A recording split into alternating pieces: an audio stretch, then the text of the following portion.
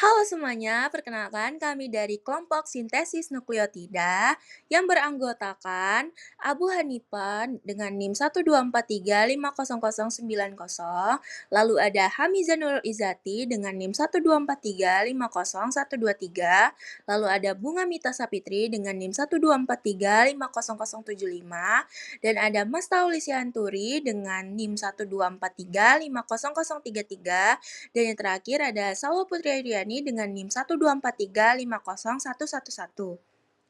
Pada kesempatan ini, tujuan video ini adalah untuk memberikan pemahaman yang jelas dan terstruktur mengenai materi sintesis nukleotida, meliputi struktur dasar nukleotida, perbedaan jalur sintesis de novo dan salvage, tahapan pembentukan purin dan pirimidin, hingga regulasi serta kaitannya dengan gangguan metabolik.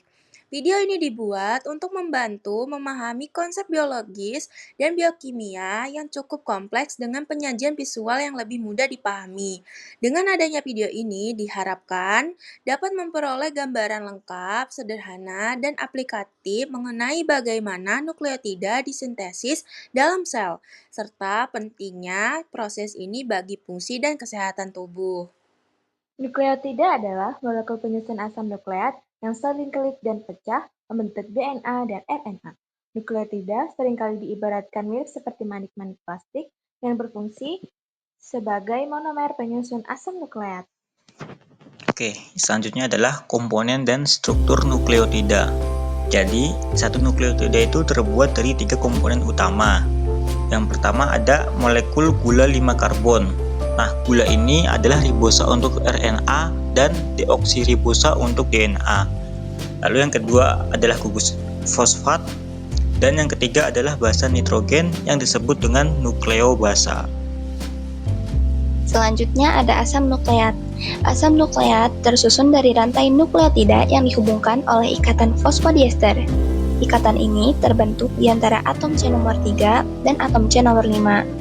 Ikatan fosfodiester menggabungkan gugus fosfat dan gugus hidroksil dari dua molekul gula melalui reaksi kondensasi, yang dimana karbon ketiga dari satu gula bergabung dengan karbon kelima dari gula lainnya.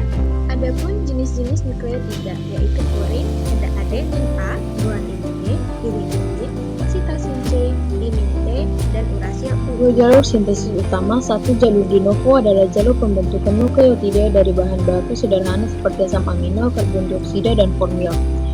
Jalur de novo membutuhkan banyak energi karena banyak langkah reaksi. Dua, jalur salvage menggunakan kembali basa atau nukleosida hasil pemecahan DNA dan RNA. Jalur ini lebih hemat energi. Oke, jadi untuk dua jalur sintesis utama dari nukleotida, yang pertama adalah sintesis pirimidin atau de novo. Jadi pembentukan karbomil fosfat oleh CpS2 akan membentuk cincin pirimidin yang kemudian akan membentuk orotat.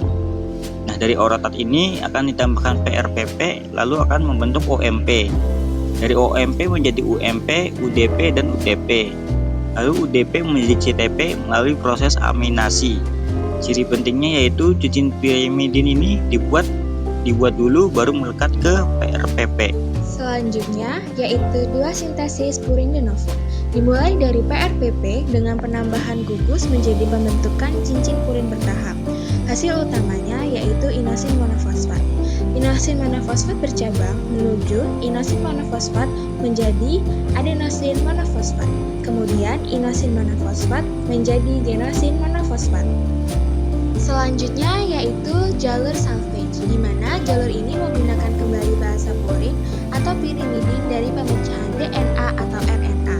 Enzim utamanya yaitu liposatin guanin fosforibosil transferase dan adenin fosforibosil transferase, di mana jalur salvage ini lebih menjadi hemat energi dan lebih cepat dibandingkan dengan de novo.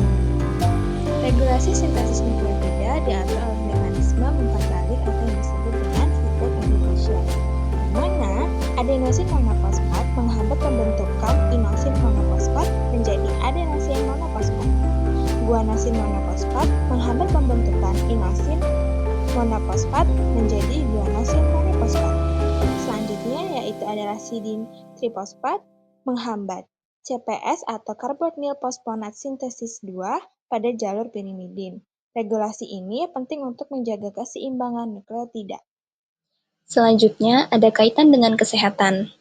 Kekurangan enzim HGPRT atau disebut juga hipoksantin guanin fosforibosil transferase menyebabkan purin tidak bisa didaur ulang sehingga menumpuk menjadi asam urat. Kondisi ini dapat berujung pada sindrom Leschman. Secara umumnya, gangguan metabolisme purin juga dapat meningkatkan kadar asam lemak dalam darah atau hiperurisemia yang memicu gout dan batu ginjal.